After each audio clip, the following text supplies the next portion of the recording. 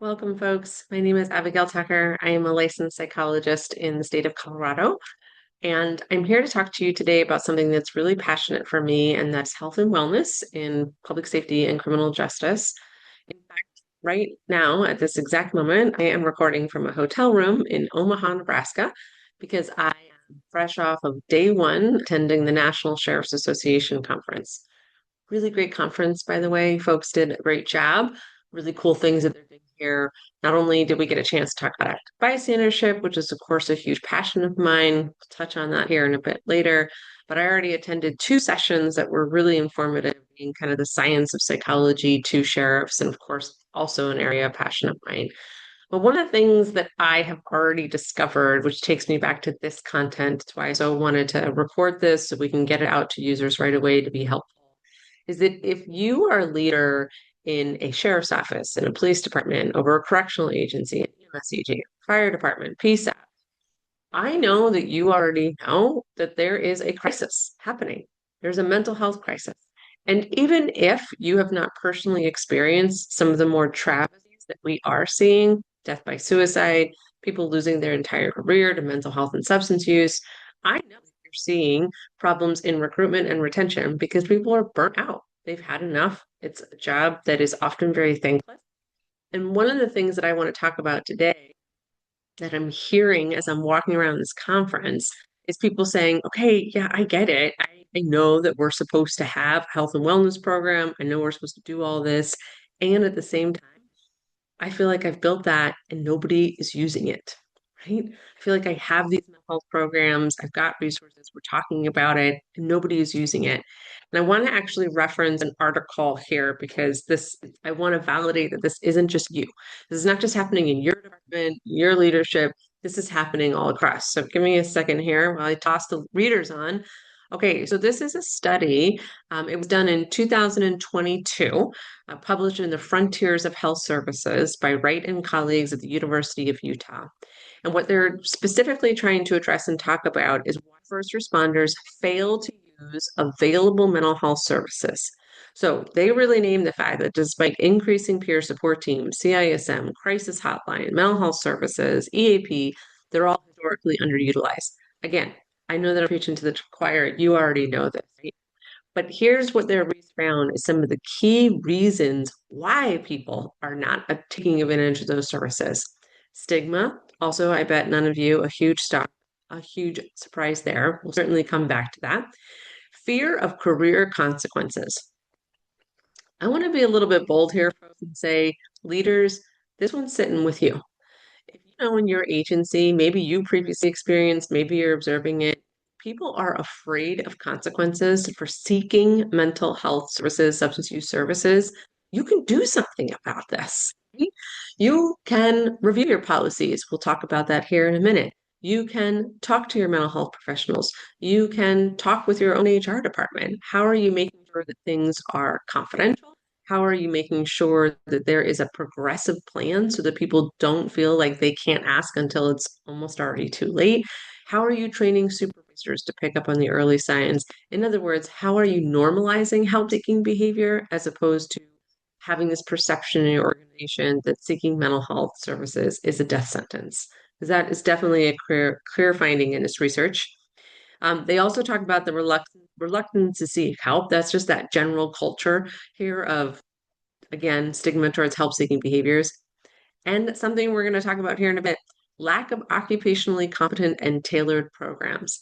Folks, we're going to talk about this, but this is what this research is supporting, is that if you build a lot of health and wellness services, but they're not culturally competent and they're not tailored for your workforce, they're not going to use them. And the final key finding there was a lack of awareness of available resources. Folks, this is something we talk about all the time. We train in active bystandership programming. What we are training in is to get your entire workforce. Active bystandership, again, if you're new to us, welcome. Check out our other channels to learn more. Ultimately, active bystandership is the skill behind the legal, moral, and ethical duty to intervene. While yes, we would like active bystandership to reduce mistakes and prevent misconduct, I really want active bystandership to help give your workforce the tools they need to intervene when they see a colleague's mental health and wellness deteriorating and to connect them to resources. So if you do that and you build that culture, right? Because I would say that in addition to those key findings, another reason that people are not connecting to the resources you have is because they do not have the training, the permission, the skills, and the culture to peer intervene, regardless of their peer support. Active bystandership is for the entire workforce, not just your peer support team, to intervene and say, I'm worried about you, I don't think you're doing well, and connect them to care. So active bystandership should also be part of how you elevate them. But then what, right? Then what do we do? And this is just as important as developing that culture and that permission. You need to have credible wellness resources to connect the person in need in that culture of permission. I want to start by something that I hear all the time when I am out in correctional agencies, EMS, fire, police, dispatch. I'm out in criminal justice, probation and parole. And it doesn't take me that long to talk to staff to hear what they already want to share with me is, it's not really for us. They can tell it's not credible. A very common scenario that I hear is that one of your folks actually called the EAP line. They that huge risk. Maybe a colleague intervened and that's why they did it. They finally got an appointment. And then halfway through their first appointment, what they share with me is they felt like they realized that they are just traumatizing the counselor, right? Because the counselor is not trained, does not work a lot with trauma, doesn't understand this workforce. And then they walked away and they didn't go back to treatment. Again, that tells me that it was not set up for that workforce, right? So it isn't optional to have culturally common and credible resources. That should be an absolute standard requirement. Speaking of a standard requirement that nobody else wants to hear about, I get it. It's boring. It's very not fun to deal with it. And that is you need a policy. I know I don't really like policies, but when I go out to agencies and I read them and I always ask, can I see your mental health wellness policy? The first thing that I don't want to hear is, oh, we don't really. Folks, you need a standalone policy. You need a standalone policy that says, right, mental health and wellness is important to keep our workforce healthy and do their job well. And here's what that's going to look like. I'm going to talk a little bit later around specific interventions that need an additional standalone policy, like peer support. But you got to start with a foundation that says we know that mental health and wellness is really important in our workforce. And therefore, we want to make sure that we're giving the best policy.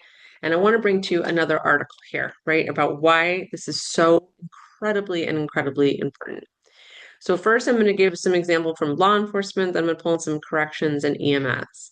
But in a 2024 CNA analysis of First Help, and First Help is a site organization that tracks attempts and death by suicide in law enforcement and corrections. They found that officers die by suicide at an average rate of 184 per year.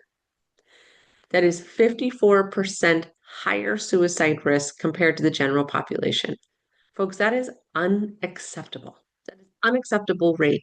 Yes, you need a standalone policy, and yes, it needs to include suicide prevention. They also found that 23% of officers who died by suicide had demonstrated help-seeking behavior beforehand, and the most common was for PTSD. So people are seeking help, but 23%, that's a huge gap, right? How do we close that gap, right? How do we close the gap from only 23% to a much higher? How do we have a system that flags when there's resources and connects them? Okay, I also want to talk about burnout and mental health wellness in corrections. So this was a 2025 review and meta-analysis in the Journal of Police and Criminology. It was examining wellness and interventions for correctional officers across multiple ways, right? So they researched this in different ways, fancy way. One of the things that I'm going to talk about later is that they referenced that CBT or cognitive behavioral therapy was some of the best, and that is incredibly important. But one of the things that they also specifically talked about, they reinforced, is that you need to have multiple forms of health and wellness services because one intervention is not necessarily effective for all the needs that you have, right? And so this policy helps you start strong, right? Start by understanding that health and wellness is a serious problem, and we need to make sure that we have tailored solutions. All right. So again, right, having a policy without having protection, you might as well just make it a suggestion, right? Here's the bottom line. If you as an agency leader, whatever your role is, whatever your agency is, if you believe mental health wellness, right?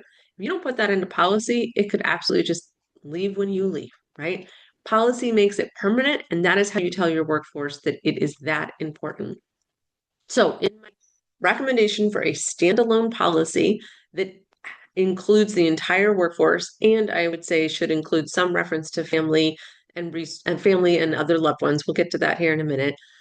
Here's the foundational pieces I want to make sure you're including. Number one is access. Remember that research article we talked about earlier, right? I'm gonna go back to it. I'm gonna go to this, right? This is that let's see, this is that 2022 study in the Frontiers of Health and Services, which talked about this gap between the need for health and wellness services in public safety, but them actually getting it. And one of the key reasons they said that people did not access mental health resources is because they didn't know about it.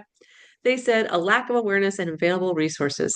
Bingo, I agree. So you could have the best program in the world, but if you make it accessible and easy to access, might as well not have done it at all. And when I mean accessible, easy to access, please just don't tell them at hire and then never tell them again. You should have regular trainings that remind people what those resources are and how to access them. It should be available in paper form. How do you make sure you have flyers, handouts available, readily accessible? I love, there's a couple of sergeants, some really mid-level leaders that I know, and they keep these resources with them on them all the time. They're constantly handing them out. Really cool thing. Another cool one I saw from Boulder County Sheriff's Office, they use Blue Chip program, which I actually think originated in Texas.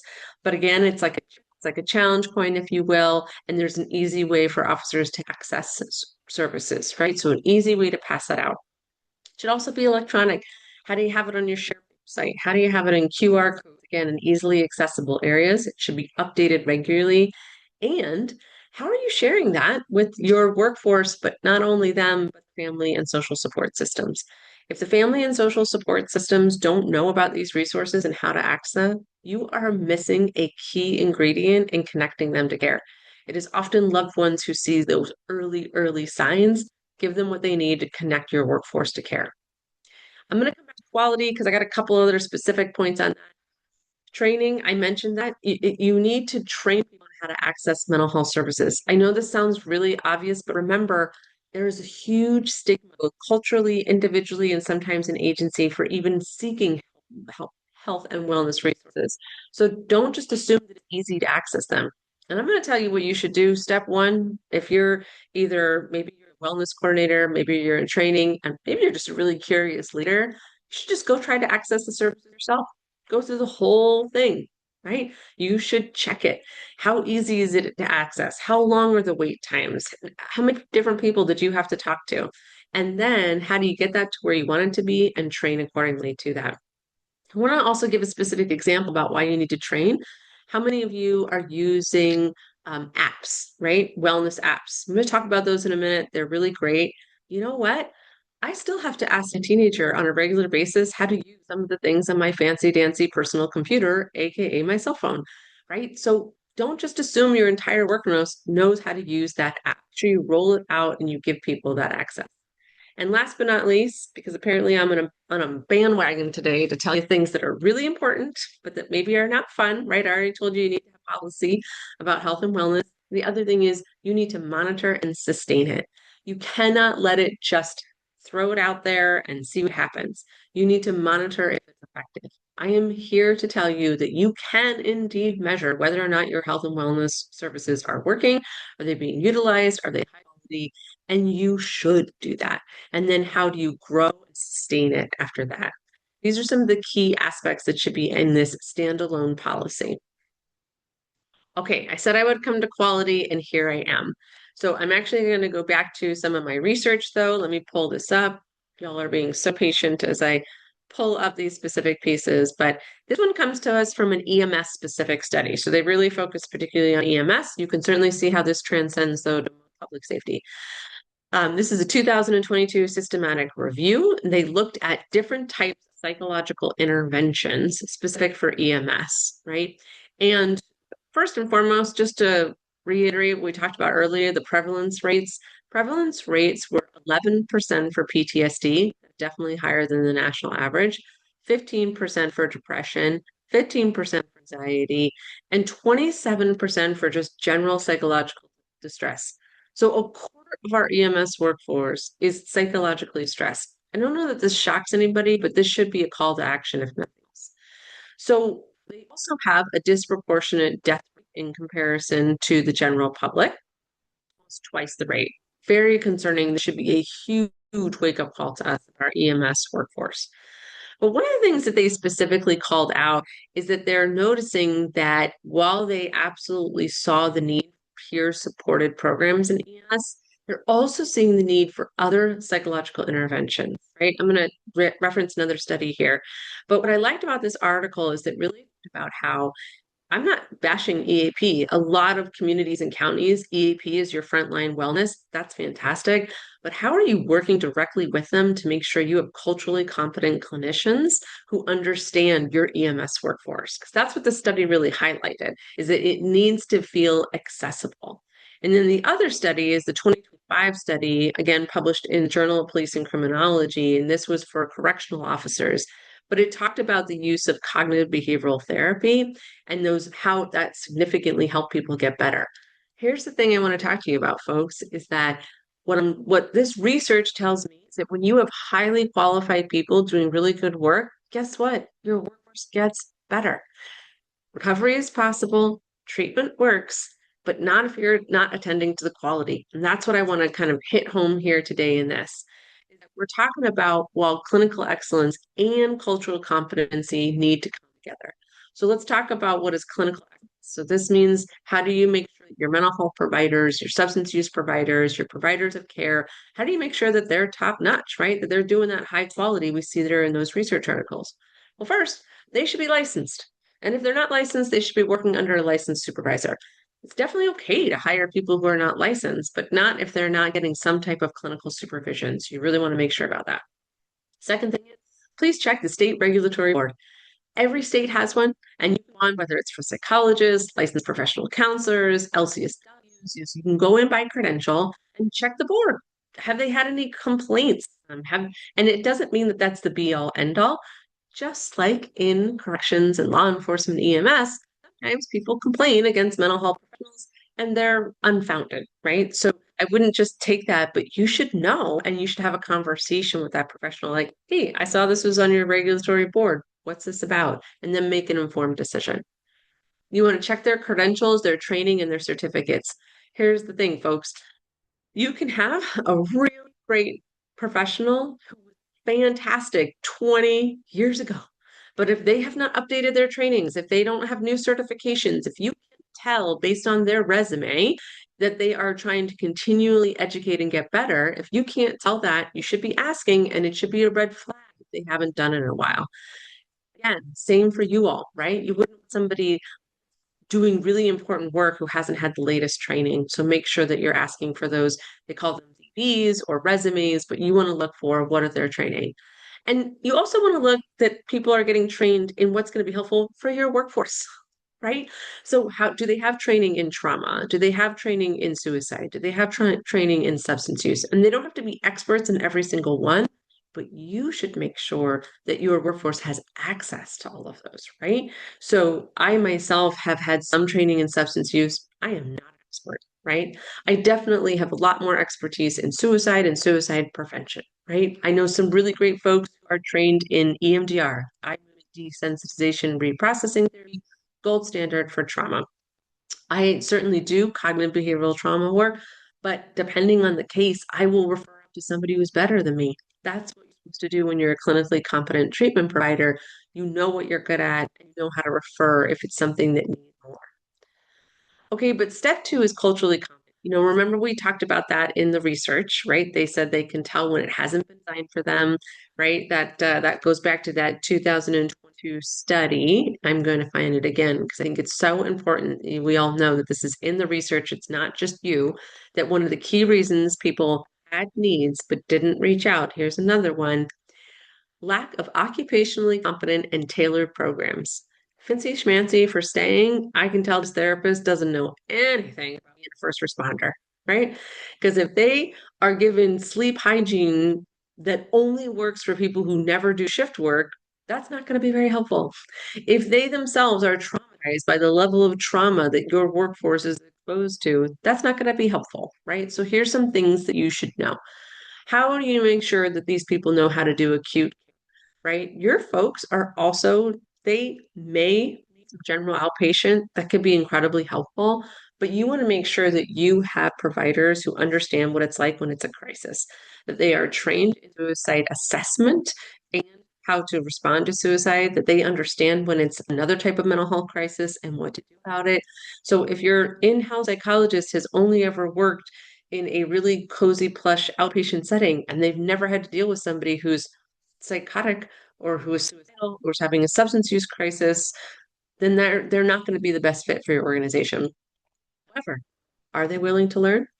Because here's the thing, folks, I would not just throw out every mental health professional who has never worked in public safety or maybe who doesn't meet all these standards. If they're otherwise, going back to this previous slide here, okay, folks, if they're licensed, they have a clean record, they have great credentials, they are training or getting training in trauma, they're really great. If they are eager to learn, well, then what are you going to do about that? You can do something about that. You can give them exposure. You can invite them to roll call trainings. You can have them do ride alongs. You can help them learn about the workforce. And you can suggest that they seek training specific to learning more about this culture. If you don't know what those are, contact me. I'm happy to give some recommendations. They don't have to be complicated. Here's a biggie. How do they make sure that people don't have to wait weeks and weeks and weeks to be seen? Now, 10-day wait is kind of a generic standard for outpatient. However, it should be much faster if we're talking about somebody who's in acute care, and 7 days really best practice for out standard. And how do you make sure that if you are using EAP, again, I've got nothing against it. How are you having direct conversations with your EAP providers about having culturally competent clinicians for your workforce?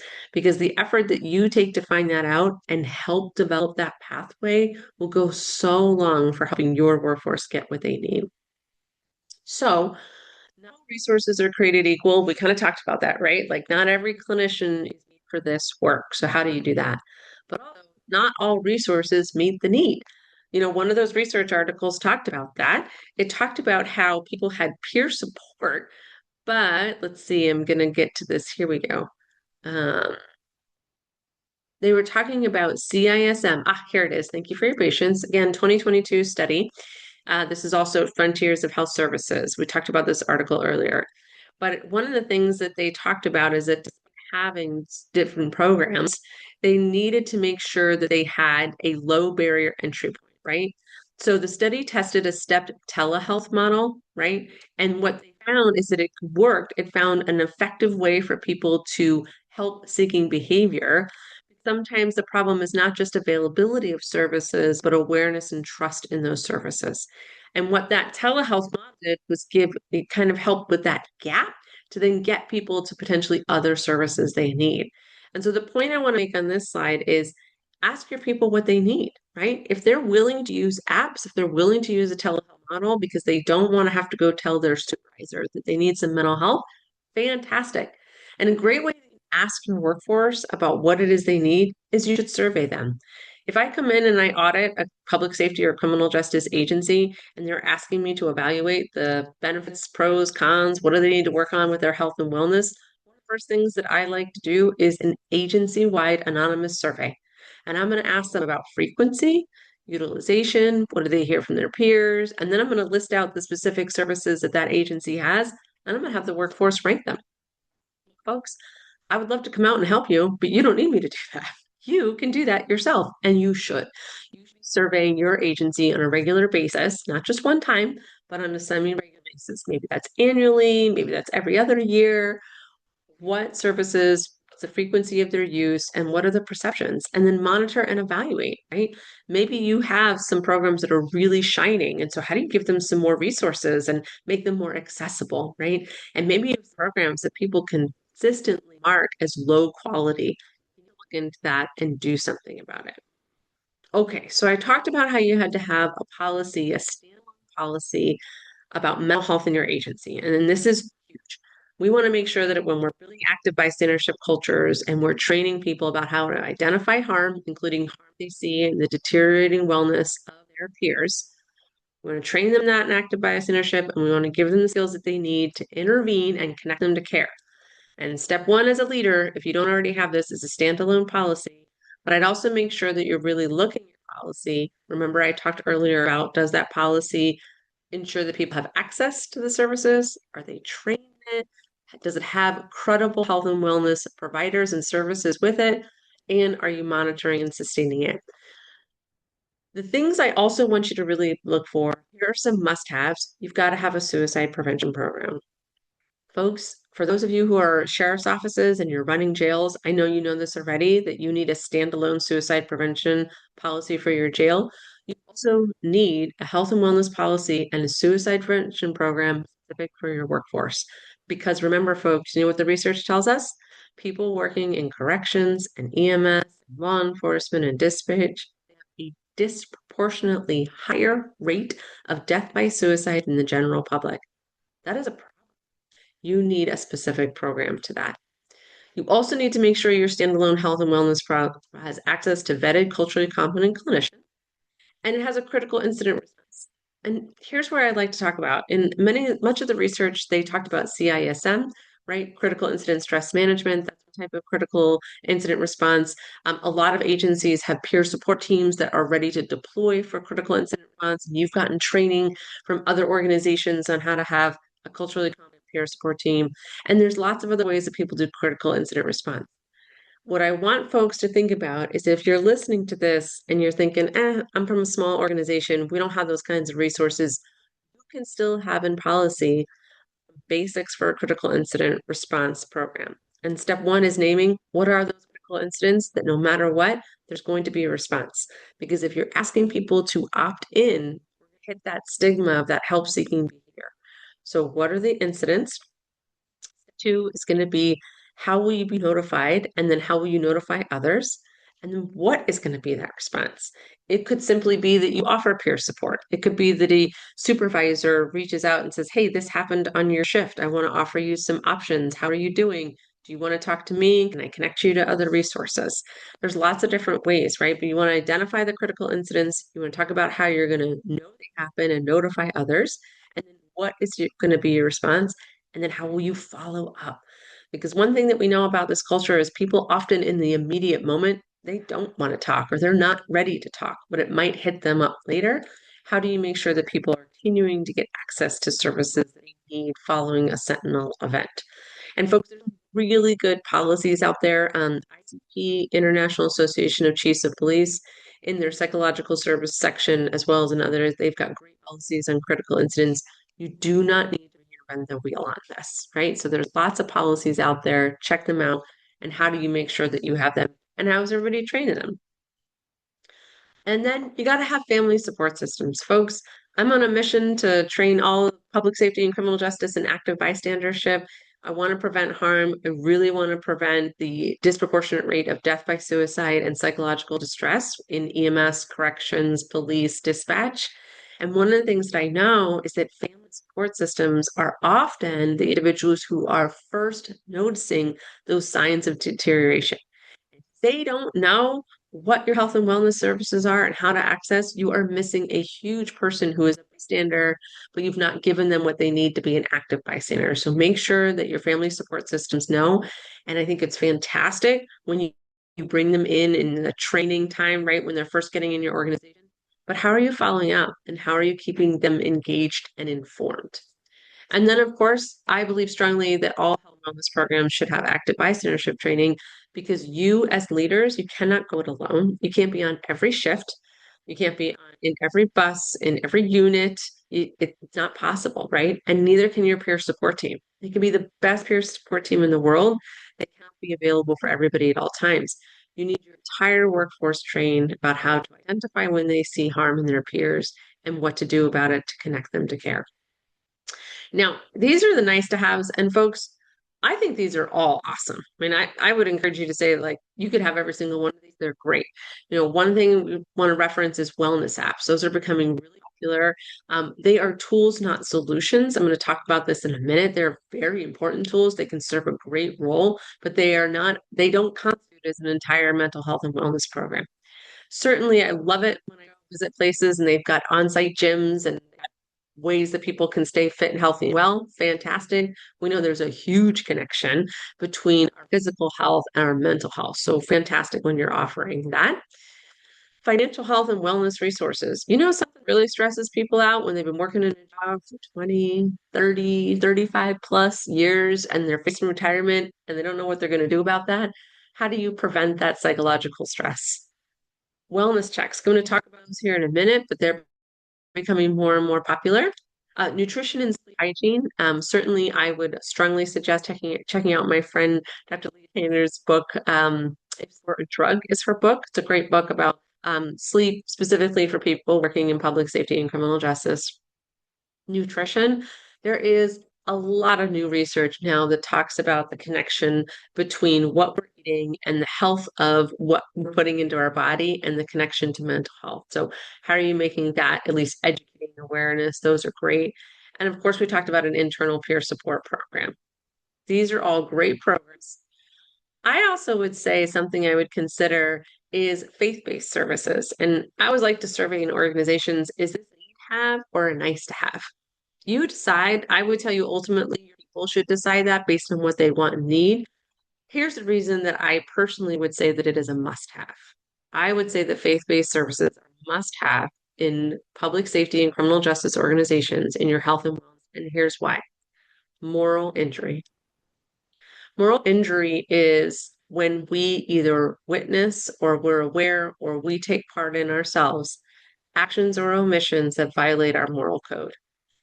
Folks, this is happening every single day in corrections, in EMS, in fire, in police, in probation and parole. People are experiencing moral injury every single day. And while I know that recovery is possible and treatment is effective, I know this as a psychologist, I will share with you that when I am dealing with moral injury, especially in a critical incident follow-up, right, in a large group capacity, having my faith-based peers, chaplains, all sorts of other folks can be really helpful for that moral injury. So something I would strongly consider. Again, it isn't to say that if you don't have one that it's terrible, but I would certainly encourage you to look at those and just ask your workforce what they think is needed. And folks, one of the hardest policies to write, I know I mentioned this earlier before, was that you need a suicide prevention policy, right? And remember going back to the research, I'm going to pull it up here again. This is that research that is from 2022, published in Frontier Health Science by Wright and colleagues. And they were talking about this gap. I mean, we know we have rising mental health concerns, right? The death by suicide rate in EMS, corrections, law enforcement, probation and parole, it is substantially higher than the general population. This should be our wake-up call. We know that. But we also know that in the last 5 to 10 years, health and wellness programs have grown. Departments and agencies are adding more resources, and yet there's this huge gap in people using them. And one of the specific things that these authors pointed to, I'm going to find this right here, is fear of career consequences. This is huge, folks, right? So, what I want you to think about is for the individual who has not engaged in misconduct, they haven't violated significant policy. This is the individual you want to keep in their agency, but they are struggling with suicide. How do you get them the services they need without ending their career? Because why would you want to end their career if they're otherwise a fantastic employee and they're going through a crisis that they need support with? And one thing I'd like to remind folks is that mental health does not equal suicide risk and vice versa. In fact, I think over 50% of people who attempt suicide and survive, and including people who die by suicide, they did not have previous mental health. So I want us to keep in mind that that's why you need a suicide prevention specific policy separate from your standalone mental health policy. They're not connected in the way that sometimes we often think is true. There's an overlap, right? But it is not a causal relationship. I want you to be thinking about how you're going to develop this policy. I want you to address the weapons question, if that's applicable for your workforce. When do things need to be mandatory reported and to who? That confidentiality. Again, folks, policy clears the fog. You don't, in the middle of a crisis, want to be thinking about, well, who do I need to notify? Where are we going to document this? And where am I going to connect them to services? And who can I trust? And what needs to be confidential or not? You want to have this done in writing. And again, you need to be training everybody to this policy. I want to talk about some new emerging things that have been popping up. Again, I'm recording today live while I'm in Omaha, Nebraska, because I'm at the National Sheriff's Association conference and already hearing about some of these emerging things that are happening in health and wellness. And it's really exciting to see so much attention being put forth to taking care of our public safety and criminal justice workforce. One, if you've not heard of it already, is ASAP, and it's often described as eye movement field intervention for acute stress. So if you're familiar with EMDR, eye movement desensitization reprocessing therapy, the goal here, another really great board certified police psychologist, Stephanie Kahn. This is her work. It's really innovative. The research is happening right now and forthcoming, but it is an emerging intervention. And if you're interested in learning more, again, you can just research ASAP or Stephanie Kahn. But ultimately, as I understand it, in reading her work and observing her work, she's really trying to get at that sometimes we can't wait till people are in outpatient treatment to get them what they need. I hear a lot about this other one, this vagal block, right? This is essentially a medical intervention that is intended to have a psychological impact. I know a lot of first responders who have done this and report really positive things. I also want to be very clear, there's only case study data right now. So there's a very small number of people who have gone through it and are evaluated in a formal capacity. So it is a very emerging intervention. It's not one that I would say should be, clear, expected in policy, but I do think it's one we should keep an eye on, right? Because all the treatments that we know about right now that are standby, cognitive behavioral therapy for suicide prevention, EMDR, all these things were at one time emerging. So I certainly think there's cool things to see about how the medical intervention can really help us with psychological impact, but just be advised there's case study data only. Canine support. First, I just like to brag that right there is Harry, who was attending one of our active bystandership programs in a sheriff's office in Colorado, and he completed the whole training. And so we, of course, certified him in active bystandership. But Harry is also getting trained as a therapy dog and a disaster response dog. So he was fantastic. And what I will say is that what I watched during that training is how often people connected in with Harry just to ground, to regulate. Here's the thing I want you to know. There's actually really good research that talks about the positive benefits of using canines to decrease stress, right? It lowers heart rate, it does all sorts of cool things like that. There's really good research for how it works in therapy, how it works in disaster response.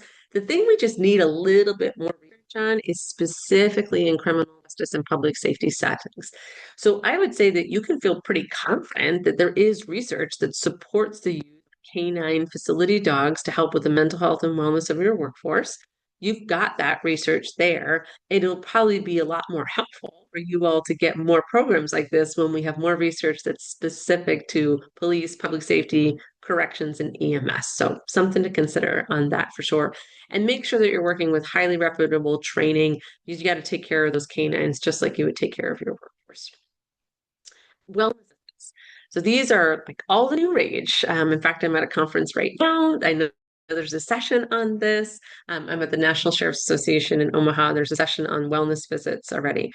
Folks, again, the research is emerging positive so far. So the research that is emerging about wellness visits showing us that it does potentially have some really good benefit. Wellness visits are really that they're proactive. It's sort of this check-in, right? So instead of waiting for the crisis, instead of waiting for people who aren't doing well, there's a routine, it's often annual check where they're kind of a checkup from the neck, if you will, right? And so certainly a lot of agencies are pairing this with their, annual survey where they pull in all their workforce. There's lots of different ways you can handle it.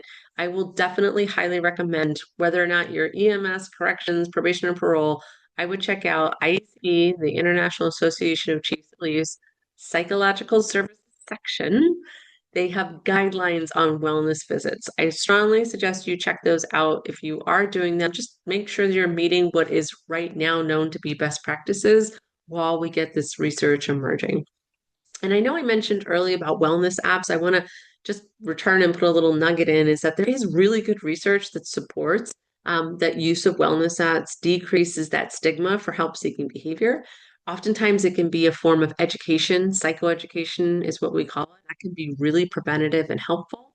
And it can accelerate the way in which people will engage in services. And we actually saw that in the research. I want to make sure that I'm finding that here. This was in that 2022 research, or sorry, this was the 2025 research from Frontiers in Communication. And they talked about how to address that help seeking behavior. And they used a telehealth model. It was a low barrier, right, to access, and they could connect people to resources, or for some cases, telehealth was all that people needed. So definitely, I do think that wellness apps have a really effective place in your overall policy, in your overall health and wellness policy, but you got to make sure that they're backed up with credible resources, that people have access to them, and that they have training on how to use them. All right. I would be remiss if I didn't do a little bit of here's what not to do. So when I am out and I am talking and I'm out with EMS teams, fire, corrections, I always like to ask, like, so what are the terrible things that your agency does? And they call it health and wellness. And one of the most common things that I hear is mandatory fun events, right? Forcing people to have fun. I mean, how many of us have childhood memories of this, right? You will have fun and you will like it. Nobody likes this, and people don't like it as adults. Now, we all understand if, for example, you're doing wellness checks, you might kind of wrap that in with fun and health and wellness, but that's different than really forcing, no, no, no, we're all having a great time here. So I would make sure that you're checking in on that. And a really actually well-intended common example of this is the supervisor who, whenever there's a tough thing, orders pizza for the whole crew. This is coming from a really good place, but it's not having the impact you want, right? Because if people just experience a sentinel event, there is not enough pizza in the world that's going to make that feel better. So make sure that you're really checking about intentions matching the impact. Want to make sure if you're using EAP, any kind of counseling, outpatient services, that you have a less than 10-day wait time. I would actually recommend 7 days or less for outpatient. You should have access to immediate care as well. I am a huge fan of training. Shocker. I think training is fantastic. I think that our public safety and criminal justice agencies get enough high quality training. I think that is a big reason for some of the issues that we have nationwide. But do not just come in there and do a one and done resilience training and then leave. Folks, that is not how you're going to shift a culture of wellness. There is a huge place for resiliency training, health and wellness training, but it needs to be part of a broader system for mental health. How do you make sure your wellness programs are backed with policy? And you can't ignore the home front. How are you making sure that you're giving families and support systems what they need, including how to refer their loved one when they need it? Want to just remind folks, key takeaways, you've got a standalone policy for mental health and wellness in your agency. I want you to review that if you already have one. If you don't, develop these factors in mind. How will people have access? How will you make sure that quality services they're getting? How you make sure that people have the training they need? And how will you monitor and make sure that it is sustainable? Online folks, wellness is not a perk. It should be something that is operationally imperative, that you have a high quality wellness program for your workforce. And that if you're with me and the active bystandership should be a part of that, and you've trained your workforce or you're moving towards that workforce that will intervene when they see their colleagues struggling, you want to make sure that you've got a system ready to go that will support them in the way that they deserve. Thank you so much for learning a little bit more. If you're interested in learning more about active bystandership, you can certainly, if you're my law enforcement folks, patrol facing, you can check out our friends at ABLE Active Bystandership for Law Enforcement. If you're corrections, fire and rescue, EMS, you can check out our website at Heroes to learn more about that. And certainly you can check out our social media channels. Thank you so much. Be safe, be healthy, and be well.